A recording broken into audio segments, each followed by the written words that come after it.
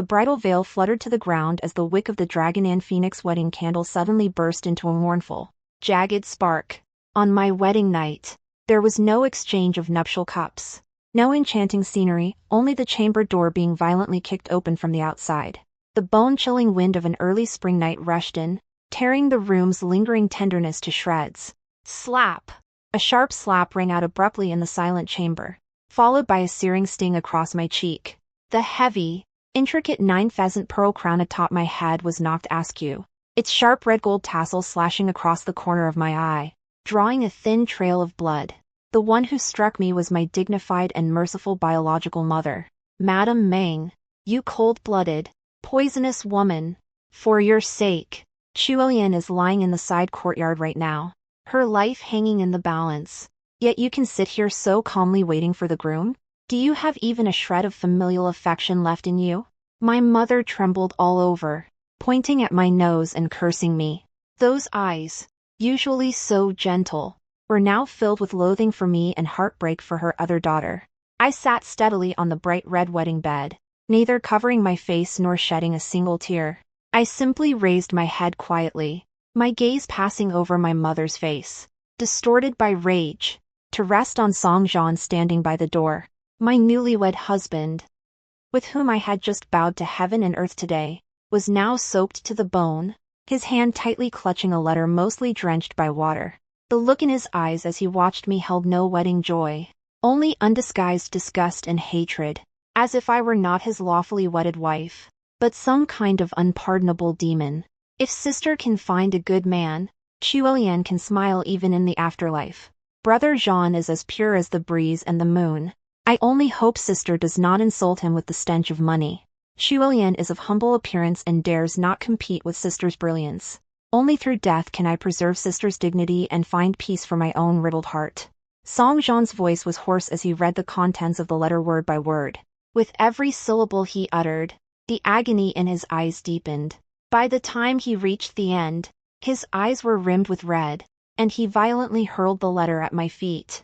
Meng Yunshuang, are you satisfied now? Song Jian gritted his teeth, his handsome face contorted with extreme rage. Chuolian was so fragile, so kind, she wouldn't even step on an ant. She was clearly deeply in love with me, yet to avoid upsetting you and to preserve your dignity as the eldest daughter of the legal wife, she chose to drown herself in the lake tonight. No matter how much money you have or how good you are at business, is your heart made of stone? Listening to these accusations, word for word, I couldn't help but let a mocking sneer curl at the corners of my mouth. What a brilliant move to retreat in order to advance. What a masterful way to kill with a borrowed knife. Meng Chuolian, my dear younger sister, who had been frail and sickly since childhood, capable of nothing but hiding behind others and shedding tears. On a typical day, she would be gasping for breath after taking just a few extra steps. Yet tonight, she somehow found the strength to evade the mansion full of guests and servants, accurately plunging into the back garden lake that Song Jian was bound to pass by, and coincidentally leaving behind such a heart-wrenching suicide note. This was no suicide attempt. She was clearly using her life to drive a stake of shame into me on my very wedding night. And so, I reached up, slowly and methodically straightening the tilted 9-phoenix crown on my head. Even with blood still trickling from the corner of my eye, my back remained ramrod straight. Did I push her into the lake? Did I force her to harbor a secret crush on her own brother-in-law? You still dare to quibble. My father, Master Meng, who had been silent until now, finally walked in. He looked at me, sighing with bitter disappointment. Yunshuang, I know you have a strong personality, but your sister's life is hanging by a thread. The physician says the cold has seeped into her body, and I fear she may not make it. Right now, she is calling out nothing but Song Jian's name. Even now, are you still going to maintain your haughty air as the eldest legitimate daughter? What exactly does father want from me? I asked, looking coldly at this group of so-called kin. Your sister was willing to give up her very life to preserve your reputation. Shouldn't you take a step back? My mother's eyes were rimmed with red as she grabbed my wrist, commanding me in a tone that took my compliance for granted. First thing tomorrow morning, You will announce to the world that you are in poor health and cede the position of primary wife to Shuolian. You will step down to the rank of equal wife. Only then can she find the will to live, and only then can you fulfill their devoted love for one another. Step down to equal wife? Hand over the position of primary wife, a position I had secured with my own hard-earned wealth, to a white lotus who used a fake death to climb her way up. I violently shook off my mother's hand and erupted into a brief, piercing burst of laughter. The sound echoed through the quiet wedding chamber, causing the faces of everyone present to turn pale. Absurd! I snapped, cutting off my mother's delusions, my gaze sweeping over the three people before me like a blade. By the command of parents and the words of a matchmaker, the marriage between myself, Meng Yinshuang, and Song Zhan, was conducted openly and with the exchange of birth horoscopes. If Meng Shuolian truly loved Song Zhan that much, why didn't she speak up on the day of the betrothal? Why didn't she speak up during these 3 months of wedding preparations? Why did she choose to throw herself into the lake tonight, on the very night of my wedding? Even if she has no sense of shame, the ancestors of the Meng family still have their dignity. Meng Yinshuang, shut up! Song Zhan reacted as if his sore spot had been stepped on, pointing at me in a rage. I will not allow you to insult her like that. Shuolian is the most pure and flawless woman in this world. She simply loves me. What wrong has she committed? Love? Song Zhan, how much is your love actually worth? I mercilessly tore through his veneer of hypocritical nobility, pulling a red ledger from my sleeve and hurling it directly at his self-important face. The ledger struck the bridge of his nose, its pages scattering across the floor. Look closely! Your Song family has long since fallen into ruin. Even this 2-entry courtyard in the capital was bought with my Meng Yinshuang's money. The 3,000 taels of silver used to grease palms at the Imperial Academy for your examinations came from me. The century-old ginseng that sustained your mother's life was supplied by my Meng family pharmacy. Even the guests filling this hall tonight, which one of them didn't come to drink this wedding wine only out of respect for the Meng clan trading house? Song Zhan's face instantly turned from red to white, then from white to an ashen blue. He stared fixedly at the account books on the floor, his entire body trembling. Yet he could not utter a single word in rebuttal, because he knew better than anyone that without me, this so-called noble and refined scholar, wouldn't even be able to put rice in his pot tomorrow. As for father and mother, I turned my head, my gaze having grown completely cold, devoid of even a trace of warmth.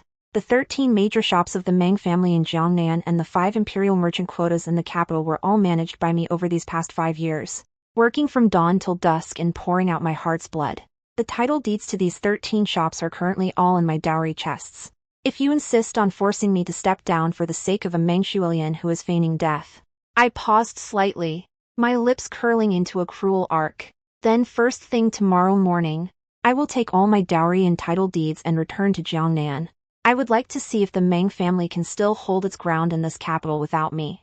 And without my silver. Song Zhan, I wonder if you can peacefully sit for next year's spring imperial examinations. As these words were spoken, the entire room fell into a deathly silence. My mother's eyes widened in shock, and the mask of hypocrisy on my father's face finally slipped, revealing a trace of deep-seated fear. As for Song Zhan, it was as if his spine had been ripped out.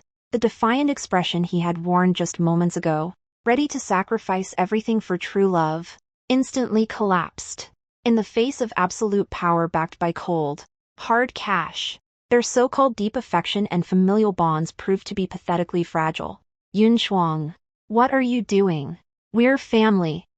There's no need for such talk. My father immediately adopted the persona of a peacemaker, rubbing his hands together awkwardly. Since father understands that we are one family, then tonight's rules shall be set by me. I stood up, my red wedding gown billowing like clouds under the candlelight, carrying an air of indisputable authority.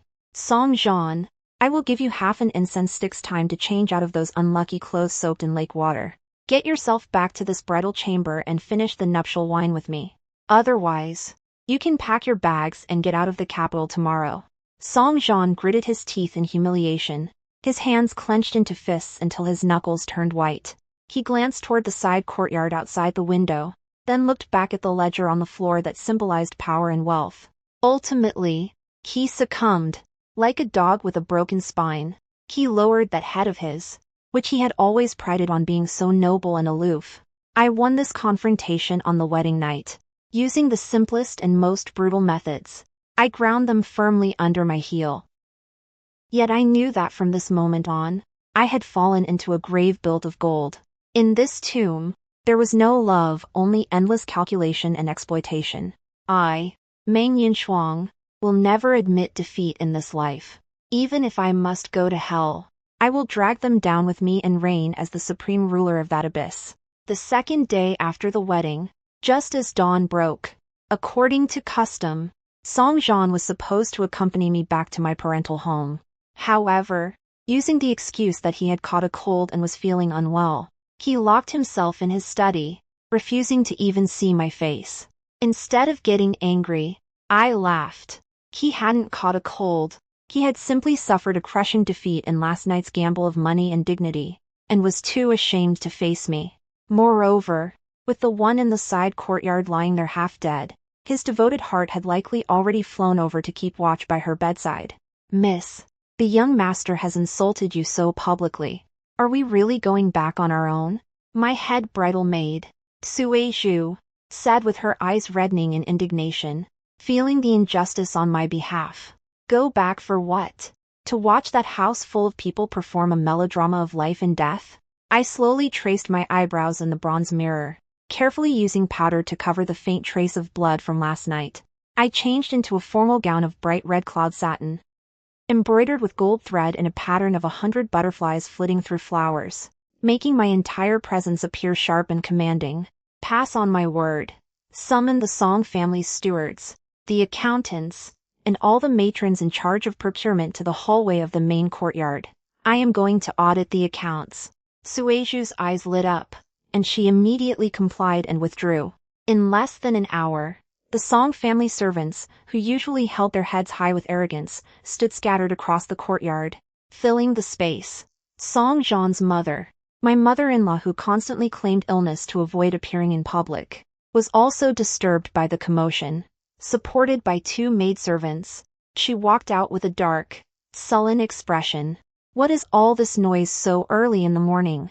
You've only been a bride in this house for a single day.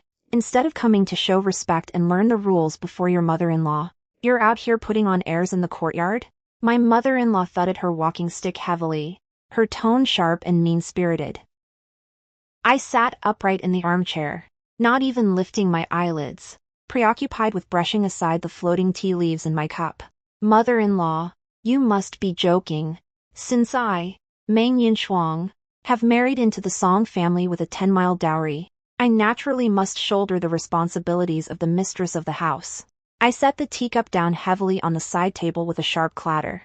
Rules, of course, must be established. However, it is I who will be setting the rules for you. You, my mother-in-law choked with rage. Accountant Zhang, report the accounts. I cast a cold glance at the middle-aged man standing at the front. Accountant Zhang wiped the cold sweat from his forehead and tremblingly opened the ledger. Reporting to the young mistress. Over the past 6 months, the Song Manor's total public income was 300 taels. The expenditures. Read out the expenses. Expenses total 4,800 taels. Zhang the accountant shouted out with his eyes squeezed shut. The courtyard fell deathly silent. 4,800 taels? I let out a cold sneer, my gaze sweeping like a torch across my mother-in-law's pale, trembling face. The Song ancestors were nothing more than 7th-rank county magistrates. Those few acres of poor farmland they left behind couldn't squeeze out even 300 taels in a whole year. This deficit of 4,500 taels, who filled it? It was my Meng family. I stood up abruptly and walked toward my mother-in-law step by step, looking down at her from a commanding height. The premium blood bird's nest you drink daily costs 50 taels of silver per ounce. Every 1st and 15th of the month, Song Jian hosts those so-called refined scholars at Due restaurant, spending hundreds of taels on a single meal. Your Song family uses my Meng family's hard-earned money to maintain the facade of a noble household. And now you still have the audacity to put on airs as a mother-in-law in front of me? forced back 2 steps by my presence. My mother-in-law collapsed into a chair. Her lips trembled, but she couldn't utter a single word in rebuttal. From this day forward, every single expense in the Song Manor must pass through my hands. I turned around and announced sternly to the servants gathered in the courtyard. First, stop all deliveries of Bloodbird's Nest and century-old ginseng to the old madam. Replace them with ordinary congee and green vegetables. Consider it a way to cultivate a peaceful spirit. Second, sell off all those old hags in the kitchen who do nothing but line their own pockets, and replace them with my own dowry staff. Third, I paused, my voice suddenly rising to ensure that Song Jean, who was in the study, could hear every word clearly.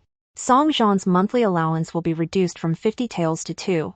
Without my permission, if the accounting office dares to give him even a single copper coin, I will chop off the hands of whoever did it. Meng Yunshuang, you have gone too far. The study door was finally flung open, and Song Jean rushed out, his eyes bloodshot. His signature moon-white robe looked somewhat crumpled from last night's ordeal, making him look like a plucked fighting cock. 2 taels?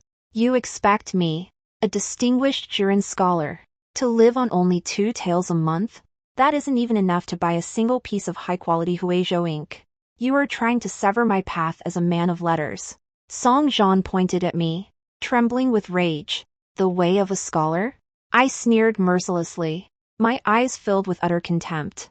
Is your way of a scholar to take your wife's dowry to wine and dine, currying favor with the powerful? Is your way of a scholar to suck my blood with a clear conscience, only to turn around and pity that sister of yours who faked her death for you? You're talking nonsense. That was for networking for my future. And Shuilian didn't fake her death, she truly almost lost her life last night. Song Jean shouted in defense, as if I had struck a nerve. Since you have such backbone, then stop using my money. I walked slowly back to the armchair and sat down, my posture relaxed yet radiating a lethal sense of pressure.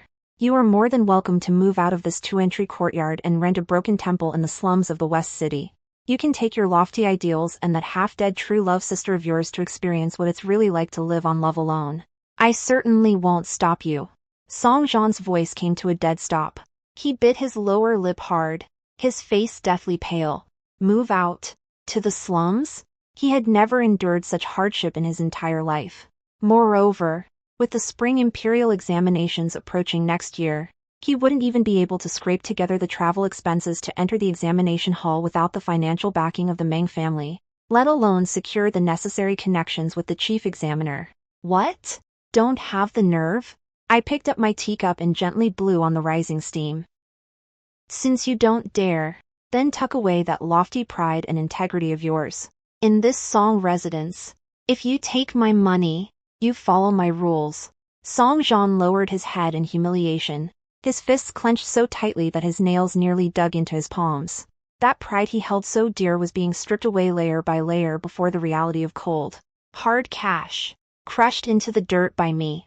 There is a very important poetry gathering at Diyue Tower today. After a long silence, he squeezed the words out from between his teeth, his voice barely audible and heavy with intense embarrassment. Speak up. I can't hear you, I said, looking at him coldly. Song Jean closed his eyes, took a deep breath, and spoke again, his voice trembling uncontrollably. There is a poetry gathering at Diyue Tower today, and the Chancellor of the Imperial Academy will be there. I need 50 taels of silver to host. He had finally bowed his head. For the sake of his future, he personally lowered himself before the woman he hated most. Looking at his humble appearance, I felt no joy of victory, only endless desolation and mockery. This was the man I had exhausted everything to support in my previous life, a parasite, polished on the outside but rotten to the core. Sui Zhu, give him 50 taels. I tossed the teacup onto the table carelessly, stood up, and walked toward the inner chamber without looking back. Remember, Song Jean, this money isn't a gift from me, it's something you begged for on your knees. My voice echoed through the hall, bone-chillingly cold. In this round, I had seized absolute control of the Song estate through the most brutal means. But I also knew this was only the beginning. As long as Meng Shuilian refused to give up, And as long as Song Jian clung to his delusions of grandeur, this bloodless war would never end. On the day the results of the spring imperial examinations were posted, the dilapidated threshold of the Song residence was nearly trampled down by the officials arriving to deliver the good news. Song Jian passed the imperial examination, ranking 7th in the second class, and was conferred the title of Jinshi. The entire Song residence was festooned with lanterns and streamers. My mother-in-law, who had claimed to be ill for years, suddenly experienced a miraculous recovery. Her face was glowing with health as she received congratulations from various relatives in the main hall. Even that bedridden dear sister in the side courtyard was helped out by her maid under the pretext of sharing in the auspicious occasion, her shimmering eyes fixed intently on Song Jian as if he were already a powerful prime minister. Song Jian was dressed in a brand new slate blue robe, looking utterly spirited. As he surveyed the courtyard full of guests, his eyes were filled with arrogance, as if his success today were entirely due to his own outdated poetic talents. He even dropped a cold remark as he passed by me. Meng Yinshuang, you see now, I, Song, can make a name for myself just as well without relying on your stench of money. I held my teacup, looking at his smug, self-satisfied face, and almost couldn't help laughing out loud. Not relying on my stink of money? Has he studied himself into a stupor, truly believing that one can rise through the ranks of the Great Way bureaucracy just by writing a few pedantic essays? Sure enough, within less than half a month, he suffered a major setback in these murky political waters. Logically, a second-class Jinshi scholar should undergo a period of observation at the Ministry of Personnel while waiting for a substantive post. Song Jian, holding himself in high regard, had his heart set on a prestigious core position in the Hanlin Academy or one of the 6 ministries. Every day, he maintained his lofty airs and went to visit various high-ranking officials. Yet he couldn't even make it past their front gates. After half a month, the fellow scholars who had passed the imperial examination alongside him had either entered the Hanlin Academy through the patronage of their mentors or secured lucrative local postings thanks to their family backgrounds. He alone, having refused to wallow in the mire with them, was dismissed by a single document from the Ministry of Personnel and sent straight to Tongzhou to serve as a lowly 9th-rank registrar. The position of Tongzhou registrar was a grueling chore that involved managing a mountain of stale, messy accounts and dealing with unrefined peasants all day long. For Song Jian, who prided himself on being a man of integrity, it was a fate worse than death. On the day he received his transfer orders, Song Jian slumped in his study like a pile of mud. The floor was littered with shattered porcelain and torn calligraphy, a testament to his impotent rage. This court, this officialdom, it is utterly foul. Why do those bloated, corrupt officials occupy high positions while a man of my worldly talent is banished to such a godforsaken place? He roared hysterically, his lofty pride finally shattered by the weight of reality. I pushed open the study door and walked in, stepping over the mess scattered across the floor. Is this the world-renowned fame you've earned by shunning my stinking wealth? I mocked him mercilessly. Song Jian snapped his head up, staring at me intently with bloodshot eyes. Are you here to laugh at me? Meng Yinshuang, are you happy to see me in such a wretched state? I'm not that bored. I walked to the desk and casually tossed that crumpled transfer order into the wastepaper basket. Song Jian, you have your integrity and your pride, but in the eyes of the capital's elite, that pathetic self-esteem of yours isn't worth a damn. Others pave their way with gold and silver, while you try to knock on doors with a few scraps of paper. If you don't end up in Tongzhou, who will? Then what do you want from me? To go and bribe those corrupt officials? To wag my tail and beg like a dog? Song Jian clutched his head in agony. Bribing is an art in itself. Do you think people will just accept it if you knock on their door carrying 2 boxes of silver ingots? I let out a cold sneer and pulled a gift list from my sleeve. Lord Wang, the Vice Minister of the Ministry of Personnel, loves collecting ancient paintings from the previous dynasty. It just so happens that my Meng family's pawnshop has an authentic work by Yan Jinqing, a priceless treasure. As for Director Liu of the Bureau of Records, his worthless son owes 5,000 taels in gambling debts to a loan shark. It just so happens that my Meng family holds a 30% silent stake in that very casino. Watching the light fade from Song Jian's eyes as he grew dazed, I slapped the gift list down in front of him. The items on this list will be delivered by my people tonight. Within 3 days, The transfer order for the Master of Records of Tongzhou will be overturned. You will enter the Ministry of Revenue as a 7th-rank supervising secretary. Though the rank is not high, it is a core position that controls the empire's finances and grain. Song Jian stared at the gift list, his Adam's apple bobbing with difficulty. His hands, so accustomed to holding a brush, were trembling slightly. Why are you doing this? He looked at me in disbelief. Don't you hate me? Hate you? You think too highly of yourself. I looked down at him from a superior height. My Meng family has a vast estate and a grand business. A tall tree attracts the wind. I need an umbrella in the imperial court to shield the Meng clan's firms from the wind and rain. You are simply the umbrella I bought. So, put away that pathetic pride of yours and report to the Ministry of Revenue obediently. Song Jian remained silent for a long time. Finally, his hands trembling, he gripped the gift list tightly in his palm. He compromised. In the face of a temptation powerful enough to change the course of his life, he unhesitatingly crushed the literati integrity he once took such pride in under his own feet. Over the next 3 years, I utilized the Meng family's vast financial resources to weave an airtight network of connections for Song Jian within the officialdom. Whenever a high-ranking official celebrated a birthday, I would present the rarest red coral from the Eastern Sea. If a colleague encountered financial difficulties, I would send generous charcoal money or ice money in Song Jian's name. Using my merchant's shrewdness and tactics, I transformed those aloof officials into stepping stones for Song Jian's career. Song Jian's rank soared as if strapped to a rocket, rising from a 7th-rank junior supervising secretary all the way to a 4th-rank vice minister of the Ministry of Revenue. He became the most sought-after rising star in the capital. A young and powerful official seen by all as upright, incorruptible, and brilliantly talented. My mother-in-law's pride reached the heavens, and Meng Shuolian used Song Jian's influence to thrive within the circle of noble ladies in the capital, carrying herself with the air of the Song family's second-in-command. And in their eyes, I remained that vile woman, reeking of money and capable of nothing but calculating wealth. Every night when the world fell silent, Song Jian would return to the main courtyard smelling of alcohol. Seeing me checking the ledgers under the lamp, his gaze no longer held the initial humiliation. Instead, it had gradually transformed into a high and mighty sense of pity and loathing. Yun Shuang, you are now the wife of a vice minister.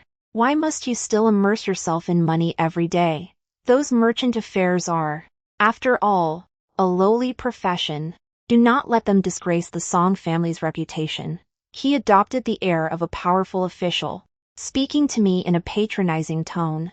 I didn't even look up. I simply drew a heavy, vermilion cross across the ledger. Did he think that by climbing to such a high position, he could escape my control? Did he truly believe that those illustrious official robes were earned solely through his own struggles and sacrifices? Song Jian, you have likely forgotten. Just as I used my wealth to lift you to the clouds, I can use my ledgers to cast you back into hell. The lifeblood of your career has always been held firmly in my hands. The banquet celebrating Song Jian's promotion to Vice Minister of the Ministry of Revenue was held at Taibai Tower, the most luxurious establishment in the capital, occupying 3 entire floors. The air was filled with the sounds of silk and bamboo instruments and the clinking of wine cups. Colleagues, merchants, and kinsmen who had come to offer their congratulations packed the tower to capacity. Dressed in his crimson official robes, Song Jian moved through the banquet with high spirits, basking in the fawning flattery of the crowd. Meanwhile, as his lawfully wedded wife, I was relegated to the furthest corner of the ladies' seating area, placed among the families of low-ranking officials. Seated at the head table, flanking my mother-in-law and basking in the admiring gazes of the crowd, was the elaborately dressed Meng Shuolian. Oh, old Madame Song, you truly are blessed. Your son holds such a high position at such a young age, and your niece is so gentle and virtuous, managing the household affairs with such impeccable order. Flattered a lady known for her opportunistic nature, Meng Shuolian immediately adopted a shy and delicate demeanor, covering her mouth as she let out a soft giggle. You flatter me, madam. Shuolian is merely doing her small part to share the burden for my elder sister. Sister is usually busy with her outside business, and her whole body is covered in cough. Well, She simply has no time to manage the household. These few words seemed humble, but every syllable was calculated to highlight that I was tainted by the stench of money and neglected my domestic duties, while she was the true mistress of the song manor. Upon hearing this, the surrounding noblewomen cast looks of disdain and ridicule in my direction. I watched the scene coldly, without so much as picking up my chopsticks. After several rounds of drinks, Song Jean, carrying a hint of intoxication, walked toward the ladies' seating area surrounded by a group of officials. He didn't look at me. Instead, he went straight to Meng Xuelian, his gaze so tender it could melt. Xuelian, you've worked hard today. To be able to share your burdens, brother Jean. I don't find it hard at all, Meng Xuelian replied coquettishly. Song Jean turned his head, his gaze finally landing on me. Fueled by the alcohol, he seemed to feel it was time to completely rid himself of me, the merchant's daughter who brought him such shame. Meng Yinshuang. He spoke in front of the hall full of guests, his tone dripping with an incredibly arrogant sense of charity. I am now a fourth-rank vice minister of the Ministry of Revenue, and the Song family is a prestigious and noble household in the capital. It is time for you to stop those unseemly merchant activities of yours. The music in the hall gradually faded away as everyone pricked up their ears, watching this spectacle of a public confrontation unfold. Oh, and what exactly does the vice minister mean by that? I leaned back against my chair, looking at him with a half-smile. I mean that starting tomorrow, you will hand over all the account books and title deeds for the Meng family shops and settle down in the inner quarters to care for your husband and raise the children. Song Jean straightened his back, speaking with an air of righteous indignation. Rest assured, my Song family will never mistreat you. The household accounts will allocate 100 taels of silver to you every month as an allowance. As for the businesses outside, I will hand them over to Xuelian and the steward to manage. I will not allow that stench of money to further tarnish the reputation of the Song family. He wants me to hand over my properties for his true love to manage, and on top of that, he intends to grant me a monthly allowance of 100 taels? Listening to this brazenly shameless speech, I finally couldn't help but burst into laughter. My laughter rang out harshly in the quiet Thai restaurant, startling the spectating guests, who began exchanging bewildered glances. What are you laughing at? Song Jean demanded, his face flushing with humiliated rage. I am laughing at you, Assistant Minister Song. You put on those crimson official robes and truly started believing you're some untainted, noble soul rising above the mud. I stood up abruptly, my smile vanishing as my gaze turned as sharp as a blade. I pulled a thick, black leather ledger from my sleeve, held it high, and then slammed it down onto the wine table in front of Song Jean with a sharp thwack. Wine splashed everywhere, staining his pristine official robes. Since the vice minister feels I am reeking of copper and have tarnished the Song family's reputation, then let us calculate exactly how much of that filthy money it took to dye your lofty official robes red over these past 3 years. Song Jean looked at the black-covered ledger, his face turning deathly pale in an instant, and his previous arrogance vanished without a trace. I gave him no chance to react, flipping the ledger open and pointing to the densely packed entries, reading them aloud in a clear, resonant, and forceful voice. April, the 3rd year of Hongji, to smooth relations with Vice Minister Wang of the Ministry of Personnel. One ancient painting from the previous dynasty was gifted, valued at 10,000 taels of silver. September, the 3rd year of Hongji, to seek the position of supervising secretary in the Ministry of Revenue. You repaid 5,000 taels of gambling debt for Director Liu of the Bureau of Records. This money was processed through my Meng family's private bank. On the Dragon Boat Festival in the 4th year of Hongji, to curry favor with your mentor, you gifted a top-grade red coral from the Eastern Sea.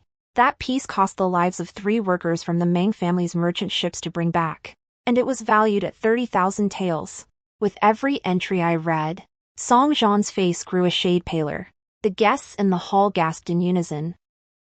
The officials who had been mocking me just moments ago now looked at Song Jean with eyes that had shifted from awe to shock and disdain.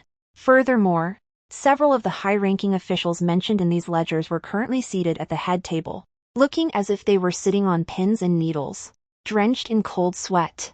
Enough, Meng Yinshuang. Shut up. This is slander.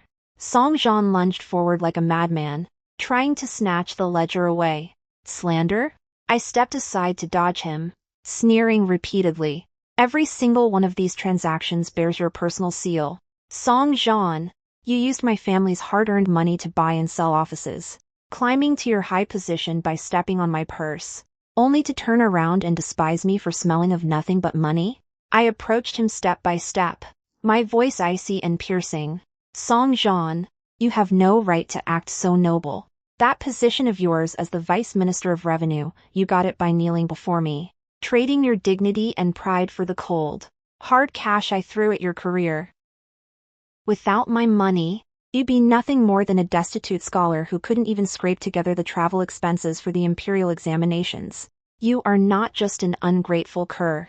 You are a hypocrite and a coward to the core. A deathly silence fell over the entire Tai-Bai pavilion, with only the echoes of my mocking voice ringing through the air. Song Jian's legs gave way, and he collapsed onto the floor with a heavy thud. That pride he held so dear, that image of a clean official he had so painstakingly cultivated in this very moment, before the eyes of the capital's entire elite, I had ground it all into dust with this single ledger. Meng Shuolian turned deathly pale with fright, hiding behind her mother-in-law and trembling uncontrollably, not daring to utter another word. The noble women who had previously flattered them now scrambled to distance themselves, as if the family were some kind of untouchable filth. You want my family estate? Fine. I looked down from a height at Song Jian, who was collapsed on the ground, and threw the ledger directly into his face. Trade it for your life and the heads of every member of the Song household. Do you dare? Song Jian trembled violently all over. Looking at the ledger on the ground, he closed his eyes in despair. He didn't dare. This so-called victory banquet turned into an utter farce. In the most resolute manner possible, I tore away his hypocritical mask. Yet, I knew deep down that while I had won the battle for my dignity, I had lost my entire life. In this contest of money and power, I had exhausted my very soul, only to be left with a shell riddled with holes. After that shocking confrontation at Tai-Bai Pavilion, Song Jian became the laughingstock of the capital's officialdom. Although he managed to keep his position as the Vice Minister of Revenue, everyone knew he was nothing more than a dog on a leash held by me, Meng Yunshuang, a dog that could only stand upright by relying on his wife's dowry and a ledger of bribes. From that day forward, Song Jian never set foot in my main courtyard again. He channeled all his humiliation and incompetence into the most vicious form of cold violence. He moved Meng Shuolian into his study, where the two of them ate and slept together day and night. They called it a beauty tending the incense, but in reality, they were merely huddling together for warmth, using their pathetic and disgusting true love to rebel against me, the poisonous woman who oppressed them with her wealth. I didn't care much. As long as they didn't bother me, I was happy to have some peace and quiet. I poured all my energy into the Meng family's trading firm. In 3 years, just 3 short years, the name Meng Yunshuang became synonymous with wealth in the Great Wei dynasty. From furs and horses in the northern frontier to silk and porcelain in the southern regions of Suzhou and Hangzhou, and even the salt, iron, and tea permits along the eastern coast. 80% of Great Wei's land and water trade routes bore the mark of the Meng trading firm. My merchant fleets even sailed as far as the western oceans, bringing back mountains of spices and gemstones. I became the wealthiest person in Great Wei in every sense of the word. Even when the emperor's private treasury ran short of funds, he had to send the chief eunuch to borrow silver from me with the utmost courtesy. To outsiders, I am the high and mighty goddess of wealth, a woman who can turn the clouds and summon the rain with a mere flick of her wrist. But only I know that this throne, built upon mountains of gold and seas of silver, was bought with my very life. In the cold, sprawling compound of the Song family, there wasn't a single trace of human warmth. My biological parents lived in the grandest mansion in the capital, enjoying the luxury and wealth I provided, yet they subjected me to suffocating moral kidnapping day after day. Yunshuang, you are now the wealthiest person in the world. Why must you still hold a grudge against Genre? He is a man. After all, you must save some face for him. My mother sat on a Luohan bed cushioned with fox fur, advising me with earnest persistence. That poor child Shuolian has a hard life. Staying by Jeanner's side without even a formal title has caused people outside to gossip, saying you are jealous and intolerant. Why don't you take a step back and elevate Xuelian to the status of an equal wife? Wouldn't it be better for everyone to live in harmony? Exactly, my father chimed in, accusing me with an air of self-righteousness. What's the use of earning all that money? Without an heir, there won't even be anyone to carry your funerary banner or shatter the ritual basin when you're gone. You've thrown this entire household into chaos. Is this the decorum expected of you as the eldest sister and the primary wife? Listening to these heart-stabbing words, I felt a surge of metallic sweetness welling up in my chest.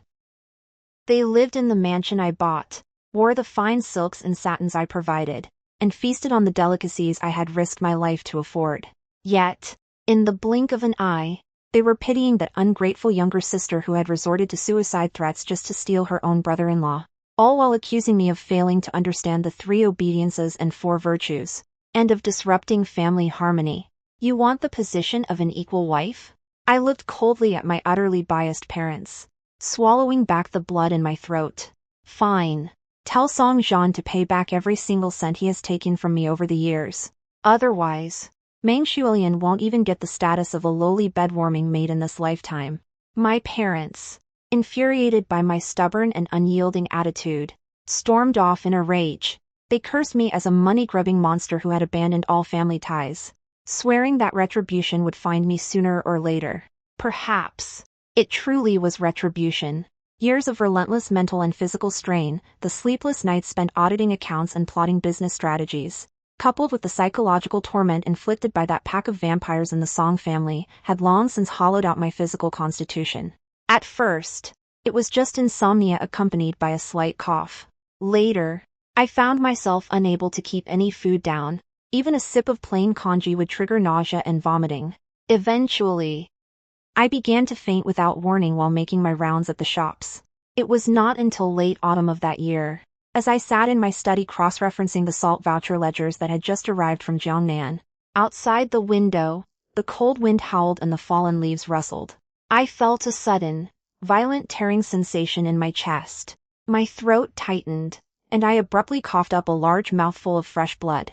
The bright red blood splattered shockingly across the ledgers that recorded millions of taels of silver in revenue, staining the characters written upon them. Miss Sueju walked in carrying a bowl of medicine. Seeing this scene, she was so terrified that the bowl slipped from her hands and shattered on the floor. She rushed toward me, crying out, "Doctor! Someone! Go fetch the doctor quickly!" The finest imperial physician from the Imperial Academy of Medicine was summoned to the Song Manor. After checking my pulse through a silk handkerchief, he shook his head with a solemn expression. The madam is suffering from deep-seated emotional stagnation and a severe deficiency of both qi and blood. Her internal organs are completely exhausted. I am powerless to do more and can only prescribe some formulas to prolong her life. I fear the madam will not survive this winter. Leaning against the bed frame, I looked at the prescription filled with top-grade medicinal ingredients like century-old wild ginseng and Tianshan snow lotuses, a bitterly ironic smile tugging at the corners of my mouth. I have endless wealth, and I can buy the most expensive medicinal herbs in the world, yet I cannot buy back this body of mine, which has already burned out at the age of 25. I am dying. Yet, upon hearing this news, not a single soul in the Song household felt any grief. Instead, a strange sense of excitement and anticipation filled the air. I overheard my mother-in-law telling a maid in the courtyard, "Finally, our long wait is over. Once that venomous woman is dead, won't all the family assets in this estate belong to Jeanner and Xuelian?"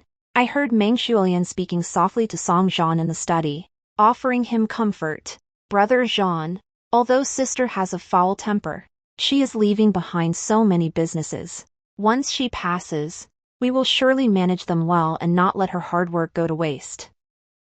These are the animals I spent my entire life, risking my very soul, to provide for." I lie on my sickbed, watching the first snowfall outside the window, my gaze as cold as ice. "Song Jean, Meng Xuelian, do you truly believe that once I am dead, you can smoothly take over the Meng family's vast fortune and continue playing the part of a wealthy, devoted couple? In your dreams, everything belonging to me, Meng Yin Shuang, will be burned to ashes before I ever leave a single scrap to you ungrateful wolves. In the depths of winter, heavy snow like goose feathers blanketed the capital. I lay tucked within the thick fox furs of the canopy bed in the main chamber, feeling my entire body as cold as a block of ice, every breath a stinging pain. The physician said I would not survive the night. From outside the door, the faint, delicate sounds of string and wind instruments drifted in. That was Song Zhan hosting a small banquet in the study, drinking and making merry with Meng Xuelian. My biological parents were also likely in their own grand mansion at this very moment, calculating just how much of the Meng family estate they could claim after my death. They are all waiting for me to die, itching to carve up this behemoth I traded my life to build. Suizhu. I turned my head with great effort, my voice so faint it was barely audible, yet carrying an undeniable chill. Bring everything in. With bloodshot eyes and her lip bitten hard, Suizhu turned and left. A moment later, she returned leading the 8 core head managers of the Meng family trading firm.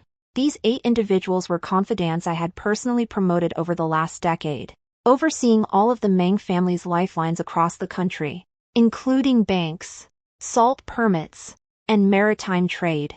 Seeing my withered, skeletal state, they fell to their knees one after another, sobbing uncontrollably. What are you crying for? I'm not dead yet. I forced myself to hold onto a breath, leaning half-propped against the bolster as my gaze swept over them like a torch. Have the instructions I gave you been carried out? To the great boss. Everything has been settled. The head manager of the bank suppressed his grief and kowtowed. All liquidatable shops and estates under the Meng family name have been sold off at low prices over these past 3 months.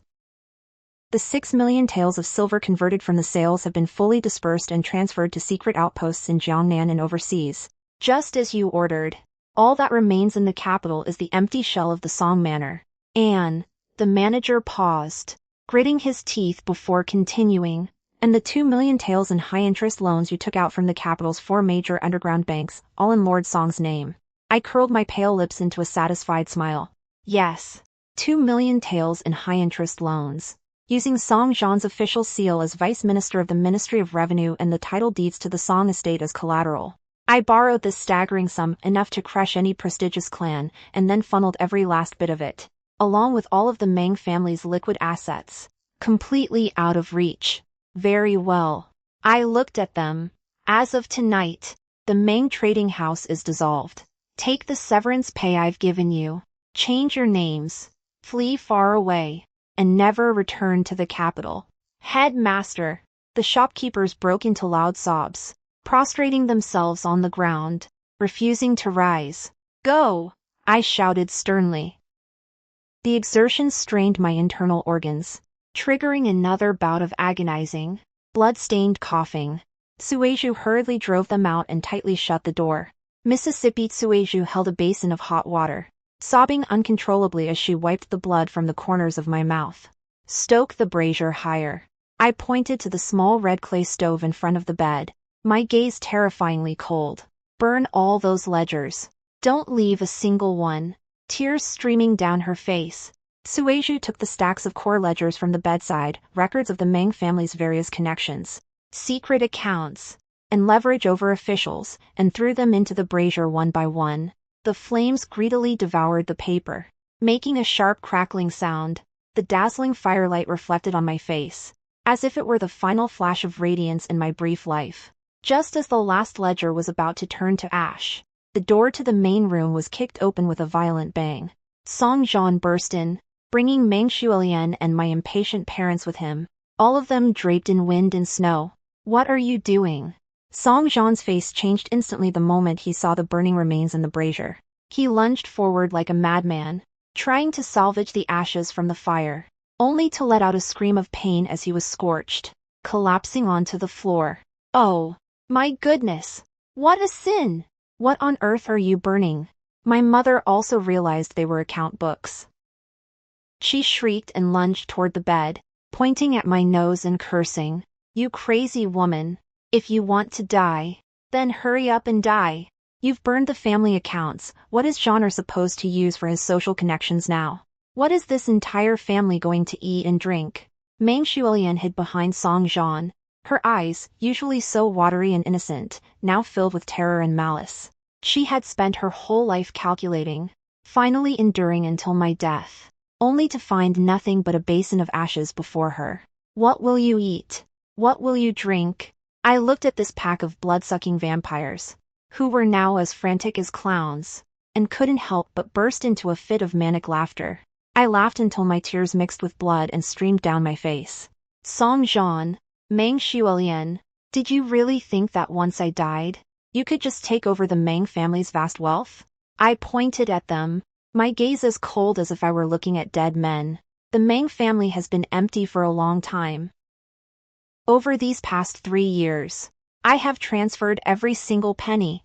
All that remains in the Song Manor is a mountain of unpayable debts, and 2 million taels in high-interest loans that I took out using your official seal. What did you say? Song Jian gasped as if struck by lightning, his face turning deathly pale and his entire body shaking like a leaf. 2 million taels? Usury? You're insane. You're going to drag the whole family down to our deaths. That's right. I'm dragging all of you down with me.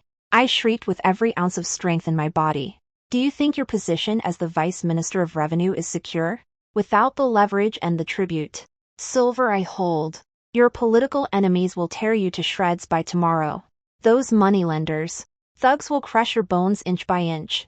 You venomous woman. I'll kill you. Song Jian snapped completely, losing all reason. His face contorted into a hideous mask as he lunged at me, his hands clamping tightly around my throat. Sueju screamed and threw herself at him, biting and clawing, while my mother and father collapsed to the floor in terror. Only Meng Shulian watched coldly from the side, a malicious glint flickering in her eyes. The air in my throat was squeezed out bit by bit, and the agony of suffocation caused my vision to go dark. But I didn't struggle. I simply stared fixedly at Song Jian's face, which was contorted with fear and despair. As my lips curled into the most cruel smile, Song Jian, you lost. All of you lost. Without my money, you wouldn't even be treated as well as dogs in this capital. My consciousness began to blur, and the sounds of Song Jian's roaring and Sueju's sobbing gradually faded away. I refused to accept this. I, Meng Yinshuang, have been shrewd and decisive all my life. Why did I waste my prime years and immense wealth on such a group of utterly disgusting people? If I could only do it all over again, I will never walk this path again. I will make it so they don't even have the right to kneel at my feet. Darkness swallowed me whole. On a freezing, snowy night, Meng Yinshuang, the wealthiest person in Great Wei, died in bitter resentment despite her immense fortune. It's not over yet. Head over to the channel homepage for part 2. Don't forget to subscribe and stay tuned.